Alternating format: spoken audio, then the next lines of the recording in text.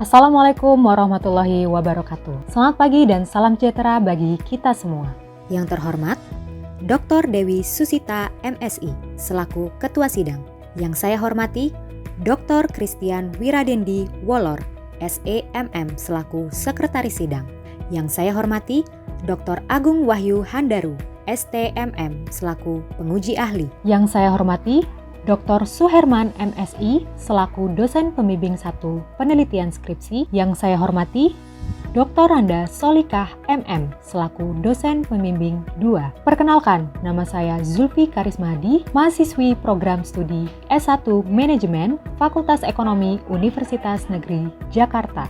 Pada kesempatan yang baik ini, izinkan saya untuk mempresentasikan proposal penelitian berjudul Pengaruh Keterlibatan Kerja dan Kepuasan Kerja terhadap Organizational Citizenship Behavior atau disingkat OCB pada PT Top Career Indonesia. Revolusi Industri 4.0 di Indonesia atau biasa kita kenal dengan sebutan era digital telah melahirkan perkembangan ilmu, pengetahuan, dan teknologi yang semakin canggih dan semakin cepat. Kecanggihan dengan kecepatan iptek tersebut telah berdampak pada persaingan yang semakin ketat serta terbukanya peluang pasar yang semakin besar dan semakin luas. Hal tersebut tentunya menjadi tantangan bagi para pelaku bisnis dan juga para perusahaan untuk bisa unggul dalam pasar. Lalu bagaimanakah cara perusahaan dan para pelaku bisnis untuk bertahan di era digital ini? Yang pertama, pastinya perusahaan harus melakukan riset dan perkembangan teknologi. Yang kedua, yang tidak kalah penting, yaitu aspek sumber daya manusia. Sebagai salah satu startup yang berdiri di Indonesia selama 5 tahun, PT Top Career Indonesia perlu meningkatkan kepuasan dan loyalitas bagi para pengguna jasanya. Untuk itu, PT Top Career Indonesia terus berkomitmen agar bisa meningkatkan mutu pelayanannya. Salah satunya melalui peningkatan kualitas sumber daya manusia dengan menanamkan perilaku kewargaan organisasi atau lebih dikenal dengan sebutan Organizational Citizenship Behavior atau kita singkat OCB. Untuk menelusuri lebih lanjut, maka peneliti di sini mengamati data absensi dari PT Top Career Indonesia yang diambil dari bulan Mei 2019 hingga bulan September 2020. Menurut penelitian yang dilakukan oleh Fadoli di tahun 2013, OCB mempengaruhi ketidakhadiran serta kepuasan kerja secara positif. Hal ini didukung senada dengan pernyataan yang dikutip oleh Shannon dan Moran dalam penelitian Nawai dan Harris di tahun 2017 bahwa tingkat absensi merupakan salah satu contoh ketidakefisienan organisasi yang mengacu pada dimensi conscientiousness. Selain itu, disebutkan pula bahwa karyawan yang tidak menyertakan keterangan saat sedang absen artinya tidak mencerminkan dimensi courtesy pada OCB. Berdasarkan masalah yang ditemukan peneliti tentang tingginya jumlah keterlambatan karyawan, maka dapat dikatakan bahwa sikap karyawan PT Top Career Indonesia belum mencerminkan dimensi conscientiousness pada OCB, yaitu perilaku sukarela karyawan yang bisa melampaui peran minimum seperti mematuhi aturan dan kebijakan yang ditetapkan perusahaan serta hadir tepat waktu. Untuk memperkuat penelitian dari prariset, absensi dan data keterlambatan karyawan, peneliti juga melakukan survei kepada 35 orang karyawan PT Top Career Indonesia secara acak mengenai faktor-faktor atau variabel apa sajakah yang bisa memengaruhi Organizational Citizenship Behavior atau OCB pada perusahaan tersebut. Berdasarkan hasil prariset di atas, dapat diamati bahwa kepuasan kerja dan keterlibatan kerja merupakan dua variabel yang dipilih paling banyak oleh para responden. Hal tersebut membantu peneliti untuk mengetahui bahwa kedua variabel tersebut sesuai dengan fenomena yang terjadi pada PT Top Career Indonesia. Nah, untuk semakin memperkuat pemilihan variabel independen dalam penelitian ini, maka peneliti melakukan prariset lebih lanjut. Hasil kuesionernya cenderung menunjukkan respon negatif jika diamati dari jumlah jawaban yang dihasilkan dari responden. Dapat disimpulkan bahwa terdapat permasalahan yang berkaitan dengan keterlibatan kerja dan kepuasan sebagai variabel independen serta OCB sebagai variabel dependen dalam penelitian ini. Dari hasil prariset yang dilakukan oleh peneliti, maka peneliti memilih judul pengaruh keterlibatan kerja dan kepuasan kerja terhadap OCB pada karyawan PT Top Career Indonesia. Selanjutnya, berdasarkan beberapa referensi dari penelitian sebelumnya yang telah dilakukan, maka terdapat beberapa kebaruan dalam penelitian ini, yaitu peneliti melakukan penelitian ini pada perusahaan startup. Memang sudah banyak penelitian mengenai OCB yang dilakukan sebelumnya, Namun sebagian besar penelitian tersebut berfokus objek penelitiannya pada korporat dan institusi pendidikan. Selain dari sisi objek penelitian, peneliti juga melakukan kebaruan dari sisi penggunaan data absensi sebagai salah satu prariset untuk menganalisis adanya altruism, yaitu salah satu dimensi OCB. Bab selanjutnya yaitu bab 2, yaitu kajian pustaka. Berdasarkan pernyataan yang dikemukakan oleh para ahli, maka OCB dapat disintesiskan definisinya sebagai berikut, yaitu kemampuan karyawan untuk berperilaku melampaui peran, deskripsi kerja, maupun uraian tugas formal yang dapat memberikan kontribusi pada keberhasilan dan keefektifan fungsi organisasi. Nah, pada penelitian ini, peneliti menggunakan dimensi atau faktor-faktor yang membentuk OCB yang dikemukakan oleh Organ dalam penelitian Priyansa di tahun 2016. Dimensi-dimensi tersebut diantaranya yang pertama ada altruism atau kepedulian sosial. Yang kedua ada dimensi courtesy. Dimensi ketiga yaitu civic virtue atau partisipasi sukarela. Selanjutnya yaitu dimensi conscientiousness atau kinerja yang melebihi standar. Dimensi yang kelima yaitu sportsmanship atau sportif dan positif. Selanjutnya yaitu keterlibatan kerja.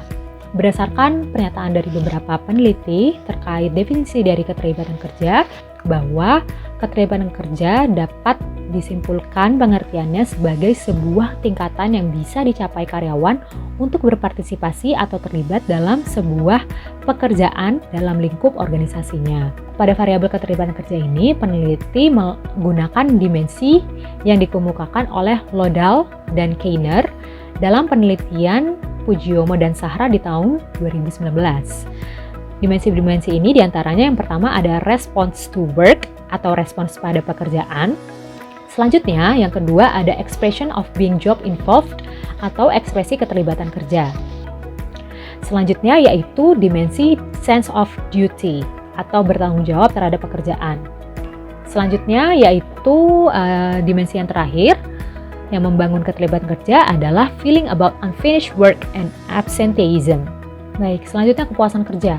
Dari beberapa pernyataan tentang definisi dari kepuasan kerja oleh para ahli, dapat disintesiskan pengertian kepuasan kerja adalah sikap dari karyawan yang bisa berupa sikap positif jika puas maupun sikap negatif jika tidak puas tentang hal-hal yang berkaitan dengan pekerjaan mereka. Pada variabel kepuasan kerja ini, peneliti menggunakan dimensi yang dikemukakan oleh Smith dan kawan-kawan di tahun 2017. Nah, dimensi-dimensi tersebut diantaranya yang pertama, pekerjaan itu sendiri atau the work itself. Yang kedua, ada dimensi gaji atau upah, disebut pay. Dimensi selanjutnya adalah rekan kerja atau coworkers. Dimensi terakhir dalam variabel kepuasan kerja yaitu promosi atau promotion. Baik, selanjutnya peneliti akan menjelaskan kerangka teori serta hipotesis dari penelitian ini. Penelitian yang dilakukan oleh Tanto dan Laura di tahun 2019 menyatakan keterlibatan kerja memengaruhi OCB. Selain itu, ada pula kepuasan kerja yang dapat meningkatkan OCB pada karyawan. Nah, hal ini menjadi salah satu acuan bagi peneliti untuk melakukan penelitian mengenai pengaruh variabel keterlibatan kerja serta kepuasan kerja terhadap OCB di karyawan PT Tohpar Indonesia. Penelitian yang dilakukan oleh Fadilah di tahun 2014 juga menunjukkan bahwa dalam meningkatkan OCB, perusahaan perlu meningkatkan keterlibatan karyawan dalam berbagai kegiatan di tempat kerja. Karyawan yang memiliki OCB yang baik dalam sebuah organisasi akan mengerahkan dirinya pada pencapaian tujuan organisasi, terlibat aktif untuk berpartisipasi dalam berbagai kegiatan organisasi, dan loyal terhadap organisasi. Merujuk pada hasil penelitian dari Suara Geta dan kawan-kawan di tahun 2016, keterlibatan dan kepuasan kerja di sini berpengaruh positif dan signifikan terhadap peningkatan OCB. Penelitian tersebut juga menunjukkan bahwa keterlibatan kerja dapat membentuk perilaku ekstra yang dapat memengaruhi perilaku OCB pada karyawan, dan selain itu kepuasan kerja juga terkait dengan perasaan senang pada beberapa aspek pokok pekerjaan dengan tanggapan positif yang akan menjadi faktor pendorong semakin kuatnya perilaku OCB. Begitu pula dengan penelitian yang dilakukan oleh Claudia di tahun 2018, bahwa kepuasan kerja juga berpengaruh positif signifikan terhadap meningkatkan OCB pada perusahaan. Hal ini juga menunjukkan bahwa OCB meningkat seiring dengan kepuasan kerja yang dirasakan karyawan. Demikian pula dengan rendahnya kepuasan kerja, maka akan rendah pula OCB pada perusahaan, itu pernyataan dari Nawai dan Haris di tahun 2017. Berdasarkan pernyataan-pernyataan dan hasil dari penelitian terdahulu dan kerangka berpikir di atas, dapat dinyatakan bahwa ada pengaruh keterlibatan kerja dan kepuasan kerja terhadap OCB. Kerangka berpikir tersebut dapat dilihat di model penelitian di sini bahwa keterlibatan kerja dan kepuasan kerja memengaruhi OCB sebagai variabel Y. Ya, dengan hipotesis penelitian yang pertama, H0-nya yaitu keterlibatan kerja tidak berpengaruh terhadap peningkatan OCB. Lalu selanjutnya HA-nya, keterlibatan kerja berpengaruh terhadap peningkatan OCB. Hipotesis yang kedua, peneliti menyatakan bahwa H0-nya kepuasan kerja tidak berpengaruh terhadap peningkatan OCB dan HA-nya kepuasan kerja berpengaruh terhadap peningkatan OCB. Selanjutnya, peneliti akan menjelaskan mengenai metodologi dari penelitian ini. Waktu dan tempat penelitian. Penelitian ini dilakukan pada bulan Mei 2020 hingga selesai, dan tempat penelitiannya terdapat di kantor PT Topkarin Indonesia, yaitu di Jalan Kemang Selatan 1D, nomor C8, Jakarta Selatan, di mana PT Topkarin ini merupakan perusahaan yang bergerak di bidang teknologi yang berfokus pada portal pencarian kerja. Pendekatan penelitiannya menggunakan metode penelitian deskriptif dan eksplanatory.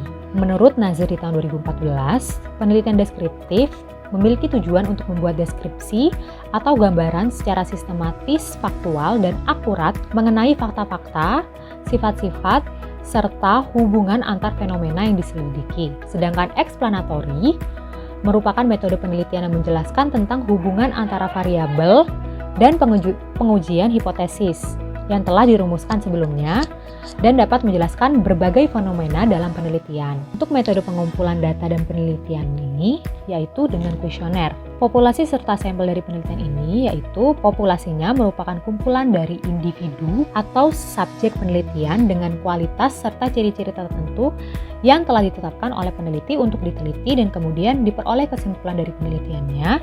Teknik pengambilan sampel yang digunakan oleh peneliti adalah sampel jenuh, yaitu menurut Mariani dan Saryati di tahun 2017, sampel jenuh memiliki arti menggunakan seluruh populasi yang ada untuk dijadikan sampel. Selain itu, penelitian ini menggunakan skala pengukuran interval. Penelitian ini juga menggunakan skala Likert dengan interval 1 sampai dengan 4. Menurut Sugiono di tahun 2015, penggunaan interval 1 sampai dengan 4 lebih tepat dikarenakan jika menggunakan interval 1 sampai dengan 5, hasil penelitian dikhawatirkan menjadi bias karena adanya opsi jawaban netral yang memungkinkan responden memilihnya, sehingga akan sulit untuk ditarik kesimpulan serta penilaian dari kriteria tersebut.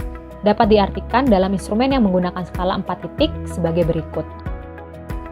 Teknik pengumpulan data, yaitu jenis dan sumber data yang dikumpulkan oleh peneliti di penelitian ini adalah data primer dan data sekunder. Data primer yaitu dengan cara memberikan kuesioner kepada para responden dengan memberikan beberapa pernyataan serta pertanyaan.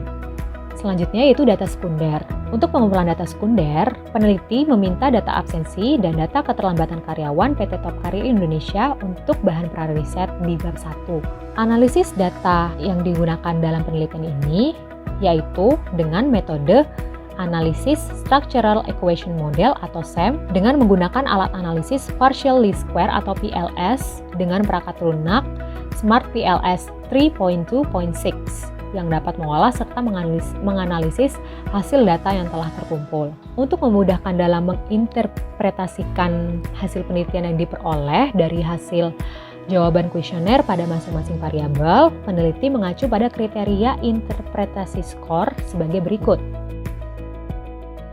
Selanjutnya, peneliti akan menjelaskan mengenai uji instrumen yang terdiri dari uji validitas, reliabilitas, dan juga uji hipotesis.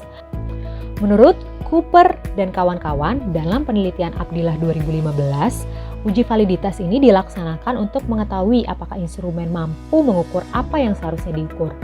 Nah, dalam penelitian ini terdapat dua uji validitas. Yang pertama ada validitas konvergen yang berkaitan dengan prinsip bahwa pengukur-pengukur atau manifest variable dari suatu konstruk seharusnya memiliki korelasi yang tinggi.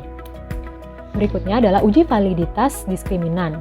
Nah, validitas diskriminan ini berhubungan dengan prinsip bahwa manifest variable konstruk yang berbeda seharusnya tidak memiliki korelasi yang tinggi. Selanjutnya adalah uji reliabilitas. Uji ini dilaksanakan untuk membuktikan akurasi konsistensi dan ketepatan instrumen dalam mengukur konstruk. Baik, yang terakhir merupakan uji hipotesis.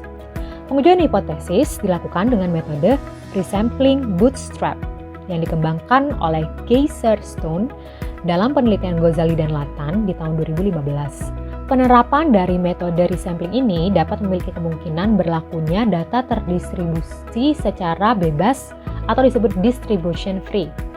Tidak perlu asumsi distribusi normal, serta tidak perlu sampel yang besar, namun direkomendasikan sampel minimum sebanyak 30. Pengujian dilakukan dengan t-test. Jika alfa 5%, nilai T statistiknya yang digunakan adalah 1,96, maka dapat disimpulkan signifikan dan sebaliknya. Apabila hasil pengujian hipotesis pada outer model signifikan, hal ini menunjukkan bahwa indikator dapat digunakan sebagai instrumen pengukur variabel laten.